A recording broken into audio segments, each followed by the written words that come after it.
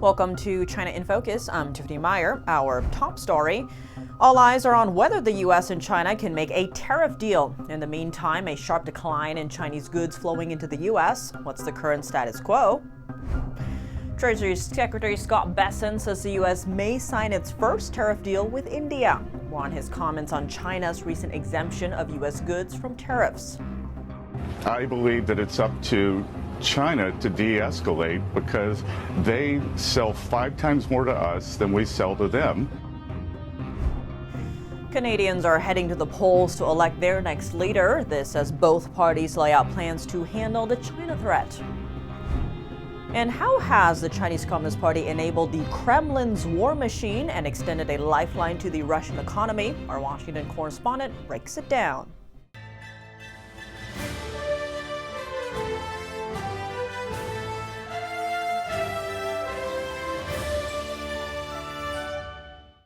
Chinese imports coming into the U.S. are taking a plunge amid the tariff war. That's according to businesses handling shipments between China and the U.S., both by air and sea, which spoke to the Financial Times.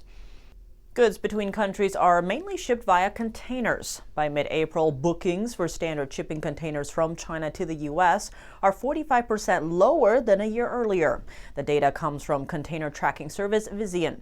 Ports are also feeling the effects. The Port of Los Angeles is the main U.S. entry point for Chinese imports. The port estimates that starting next week, the number of Chinese shipments will be down by a third of last year's figure. Cargo carriers that ship goods from Asia to the LA port also have canceled 20 port calls in May. Hapag-Lloyd is one of the largest container shipping lanes. It said its Chinese customers have canceled about 30% of its bookings. A Taiwanese container shipping company called TS Lines has suspended one of its services from Asia to the U.S. West Coast. It told the Financial Times that demand for the service is not there right now. Similar situations have cropped up for goods transported by air. The Air Forwarders Association is an industry group of companies that manage air shipments of goods. The association said a lot of members have just stopped receiving orders from China, with bookings from the country dropping about 30%. Logistics executives said U.S. importers are aiming to finish using up their inventories before importing more from China. That's as the two countries are locked in a tariff showdown. The U.S. imposed a 145% tariff on Chinese goods. Combined with tariffs from before Trump's second term, certain Chinese imports to the U.S. face up to 245% tariffs. Trump imposed the duties to bring back jobs home and target Beijing's unfair trade practices. Something to note, the Chinese regime's theft of U.S. intellectual property cost the U.S. up to $600 billion every year. U.S. exports to China face a 125% tariff. Now, many are watching to see if the U.S. and China will reach a deal. Trump has repeatedly extended offers to Beijing to negotiate, but the Chinese regime has yet to bite. He believes that China wants to make a deal with the United States. He believes China has to make a deal with the United States. It was a mistake for China to retaliate. Beijing said Monday that Chinese leader Xi Jinping has not spoken to Trump on the phone. Trump has repeatedly said that Xi has called him. Treasury Secretary Scott Bessent said many top U.S. trading partners have made very good proposals to avert U.S. tariffs. He added one of the first deals to be signed might be with India and commented on China. Here's more.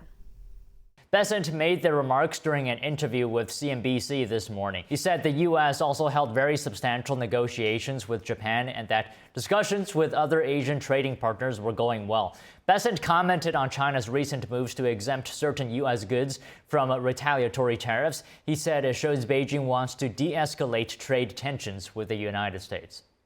I believe that it's up to China to de-escalate because they sell 5 times more to us than we sell to them. And so these 125, 145% tariffs are unsustainable. Bessent also commented on the strengthening euro. He warned that European countries may move to cut rates to counter its rise.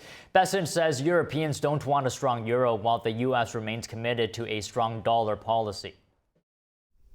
As Canadians head to the polls for a closely watched federal election on Monday, concerns over foreign interference have taken center stage, particularly by China. Both the Conservative and Liberal parties have laid out their plans for handling the threat if they secure the parliament's majority. NTD's Tai Chen has the details. Foreign interference has resurfaced as a main concern during Canada's federal election campaign, which concludes on April 28th. Much of the heightened awareness stems from last year's investigation by Canada's intelligence service, CSIS, which confirmed that the Chinese Communist Party, or CCP, attempted to interfere in the last two federal elections. Human rights activist Shen Xue highlights the role of Chinese social media, WeChat, as one of CCP's main tools. We have about 2 million Chinese people in Canada. WeChat is being used by so many people. They use this to influence a lot of people here because I think it's the most popular media software for people to use. According to the 2021 census, Chinese Canadians represent about 4.7% of Canada's total population. Earlier this month, Canada's Election Security Task Force identified an information operation on WeChat linked to Beijing that sought to influence Chinese Canadian voters about Mark Carney, the current incumbent prime minister. An analysis by the Epoch Times found the content generally more positive towards Carney. It also suggests Carney would deepen cooperations with China if elected.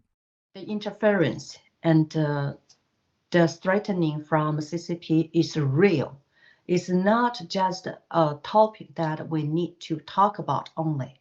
And we do need to take actions. And also we do need to have policies or laws that the whole community can follow. With growing concerns over foreign interference, many like Xue are calling for more transparent actions from authorities. On April 3rd, a joint letter backed by dozens of civil society organizations urged major federal parties to clearly address influence operations by authoritarian regimes like China, and full and timely implementation of the Foreign Interference Transparency Registry as proposed in a legislation bill called C-70.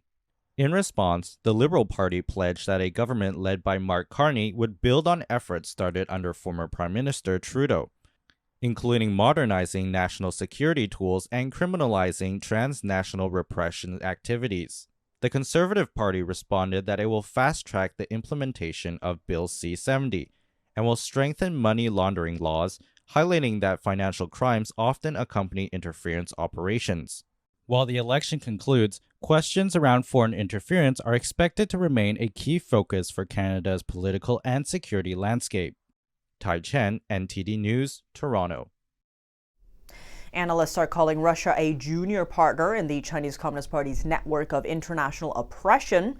Our Washington correspondent Luis Martinez breaks down how the CCP has enabled the Kremlin's war machine and extended a lifeline to the Russian economy. The Chinese Communist Party has been propping up the socialist regime in Venezuela since 1999, and the CCP's support for the Ayatollah's regime in Iran dates back to the early stages of the Islamic Revolution in 1979. But there is one world leader that Xi Jinping has been meeting on average 5 times per year since he rose to power in 2013 for a total of 63 meetings thus far, and that is Russian President Vladimir Putin. In 2001, a year after Putin rose to power, the CCP and Russia upgraded their diplomatic ties to that of a strategic partnership. Since then, the Russian regime of Vladimir Putin has sold approximately $4 billion worth of military equipment to the socialist regime of Venezuela. In 2007, the regime of Vladimir Putin launched a full-scale cyber attack on its neighbor Estonia. And in 2008, Russia invaded its neighboring country, Georgia, taking control of South Ossetia and Abkhazia. And of course, we know that in 2014, it was the first invasion of Ukraine when Russia took control control of Crimea and parts of Luhansk and Donbass. And starting in 2015, the Russian regime began military operations and support to the regime of Bashar al-Assad in Syria, as well as providing air defense systems to the regime in Iran. And of course, in 2022, Russia launched a full-scale invasion of Ukraine. In February of 2022, 20 days before the second Russian invasion of Ukraine, Vladimir Putin met with Xi Jinping, and both leaders signed a no-limits friendship agreement in between both nations. Since then, the trade between both nations has increased 63%. The CCP sells to Russia around $300 million worth of dual-use components every month since the war started. These are essential components to Putin's war machine, like microchips and ball bearings that tanks and guided missiles share in common with dishwashers and cars made in China. The CCP has provided Vladimir Putin with diplomatic cover on the world stage by refusing to condemn the Russian invasion of Ukraine. Now, it's important to note that Russia is able to wreak havoc across the world because of the support it receives from the Chinese Communist Party. Since the beginning of the Russian invasion of Ukraine, Moscow has become the #1 seller of oil to the CCP, and that with those cash inflows that Moscow is receiving by selling discounted oil to China, then Russia can source dual-use components from China, like dishwashers and cars, to fuel its war machine, to give cover to its soldiers in Ukraine, to provide cover for the Iranian missile defense system, and also to sell those $4 billion of weapons equipment to the socialist regime in Venezuela. None of this would be possible without the CCP's no-limits friendship with the Russian regime. It is important to know that the next time that Vladimir Putin and Xi Jinping will meet is on May 9th in Moscow during the Victory Day parade celebrations on the Red Square. Reporting from Washington, D.C., Luis Eduardo Martinez, NTD News. We would like to give special mention to Eva Fu, a reporter for the Epoch Times, NTD's sister media. Friday night, Eva was honored for her work in exposing the Chinese Communist Party's practice of harvesting organs from people in prison for their spiritual beliefs. Eva was selected by the Religion Communicators Council to receive a 2025 Wilbur Award. It's for her investigative series titled Killing the Faithful for Organs, the brutal secret Beijing doesn't want exposed. The international award has been given annually since 1949 and is the organization's top honor. Eva received the award at a ceremony Friday in Salt Lake City. The Epoch Times journalist has devoted her reporting to religious freedom and human rights violations by the Chinese Communist Party. Her award-winning coverage highlights the regime's ongoing practice of forced organ harvesting from prisoners of conscience, of which imprisoned members of the spiritual discipline Falun Gong are the primary victims. Eva told NTD News it's encouraging to see more recognition on this highly underreported issue. Coming up, an explosion at a port in Iran killing at least 40 people. Details on how imported missile fuel from China may have been involved. As the U.S.-China trade war escalates, Beijing is lifting sanctions on several EU lawmakers, a step towards improving trade relations with Europe, an apparent effort to counter pressure from Washington. And a closer look at the followers of one faith group and the rallies they hold every year to speak up for human rights. The events commemorate a grand appeal made by their peers in China 26 years ago, a peaceful request for the right to practice their faith. That and more in just a minute here on China in Focus. Welcome back to China in Focus. I'm Tiffany Meyer. Shortly after the U.S. and Iran began their third round of talks this weekend, a large explosion happened at a port in Iran. The explosion was reportedly caused by the mishandling of chemicals used to make missile fuel. A security firm said the materials had been imported from China. NTD's Jason Perry has the details and a warning. This report contains footage that some viewers may find disturbing. Black smoke poured into the sky from a port in Iran after a reported chemical explosion happened in the south of the country on Saturday. The windows of nearby offices were completely blown out from the blast. Outside of a building, a man was seen sitting on a curb with blood on his shirt, while a woman with blood on her hands went to use her phone. Another man wiped off the dust from the explosion. Even the cars in a nearby parking lot were damaged from the blast. A man who was injured recalled the moment. The entire warehouse was filled with smoke, dust, and ashes. I don't remember if I went under the table or was thrown there by the blast. And rescue operations continued throughout the night as flames continued to burn. Private security firm Ambry said the blast was caused by the mishandling of chemicals used to make missile fuel that were imported from China. However, a spokesperson for Iran's Ministry of Defense denied that missile fuel had been imported through that port. On Sunday, Iran's president visited some of those who were injured in the explosion and said this. I should extend my condolences to the families of the loved ones who have passed away in this incident, and we will certainly try to take care of the families of those who lost their lives and ensure care for those dear ones who were injured. This tragic explosion happened just after Iran and the U.S. began their third round of talks on a nuclear deal. The talks reportedly lasted for several hours, and Iran's Foreign Minister Abbas Araghchi said the talks were considerably more serious. Let me be clear. We are only discussing issues related to nuclear power.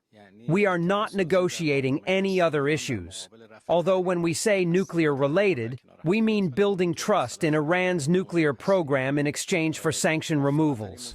The foreign minister of Oman, which mediated the talks, said in a post on X that the next round of talks will continue next week. Secretary of State Marco Rubio said they would like to see Iran stop nuclear enrichment altogether and for them to import any enriched uranium needed for a civilian program. Jason Perry, NTD News. As tensions rise between the U.S. and China, Beijing is working to strengthen ties with Europe. A spokesperson for the European Parliament confirmed Wednesday that China plans to lift travel bans and asset freezes on several EU lawmakers. China imposed the restrictions on 5 members of the European Parliament in 2021. Beijing had also targeted several European research groups focused on policy and international affairs. That's after the European Union imposed similar penalties on certain Chinese officials over human rights abuses against Uyghur Muslims. This retaliation disrupted progress on a major deal between the two countries. It was called the Comprehensive Agreement on Investment, designed to make it easier for European companies to operate in China. The European Parliament suspended the deal after the sanctions took effect. Back to the present, even with China now lifting its sanctions, EU officials say their own measures will remain. The investment deal is no longer an option because the terms are outdated. The EU is now waiting to see if China presents better alternatives in future talks. Every year around the end of April, peaceful rallies are held on streets around the globe. They commemorate a grand appeal for faith that took place in China over 2 decades ago. NTD's Flora Hua has more on the story. Flashing back 26 years ago, on April 25, 1999, tens of thousands of people gathered in Beijing to peacefully appeal for their freedom of belief. They were practitioners of Falun Gong. The spiritual meditation practice is rooted in traditional Chinese culture and teaches truthfulness, compassion, and forbearance as guiding principles. So why did the faith group appeal in Beijing 2 decades ago? Back then, the Chinese regime had tightened its control on the group, out of fear that any large group could threaten the Communist Party's grip on power.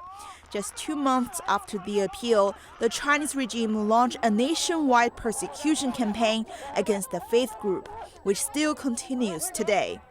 This year in New York City, hundreds of Falun Gong practitioners held activities to commemorate the peaceful appeal. Martha Flores Vasquez is a New York State Assembly District leader for Flushing. And we need to spread the word so we can get more and more people acquainted with what's going on.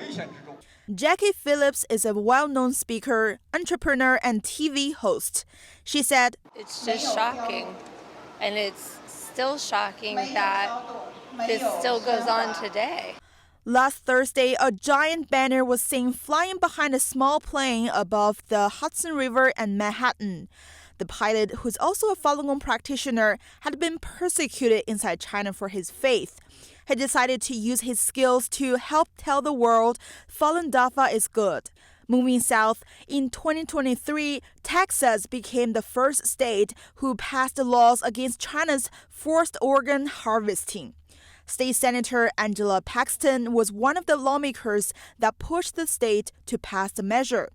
The United States and Texas will continue to stand as a safe haven in the face of such atrocities as forced organ harvesting and religious persecution. Falun Gong, also known as Falun Dafa, was introduced to the public in China in 1992 by Mr. Li Hongzhi. According to Chinese media, before 1999, Falun Gong was well known inside China for its effectiveness in improving public health, both physical and mental. Official data shows nearly 100 million people were practicing Falun Gong in China as of 1998. Despite the Chinese regime's attempts to eradicate it, millions of people around the world now practice Falun Gong. Every year, Falun Gong practitioners in the US, Israel, Canada, Japan, France, Taiwan, and elsewhere hold rallies highlighting the beauty of the spiritual practice to commemorate those who lost their lives because they refused to give up their beliefs, and to urge the CCP to stop its brutal persecution inside China. Flora Hua, NTD News. American and Philippine forces held live fire drills in the Philippines on Sunday. Both sides of the drill simulate a full-scale battle scenario. Let's dive in. The U.S. and Philippine forces held live fire drills Sunday on Luzon Island in the Philippines, which faces the South China Sea. The training used the Marine Air Defense Integrated System, or MADIS, which can target airborne threats like drones and helicopters. This is the first time we used MADIS, so my formation was the first unit in the Marine Corps to receive MADIS. We just received it in December of last year, and we rapidly transitioned to get it out here to support BALC 10. About 9,000 American and 5,000 Filipino military personnel took part in the combat maneuvers. China's aircraft carrier group recently sailed near the northern islands of the Philippines, about 180 miles from Taiwan. On Saturday, the U.S. military deployed an anti-ship missile system on one of the islands. The U.S. and the Philippines denied the annual combat maneuvers were aimed at China or any adversaries. Reporting from Taiwan, Joy Chu, NTD News.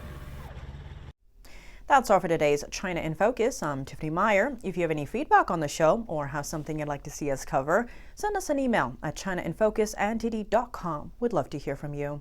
For on-the-clock original news coverage, visit us at ntd.com or download our NTD app. Thanks for watching. See you tomorrow.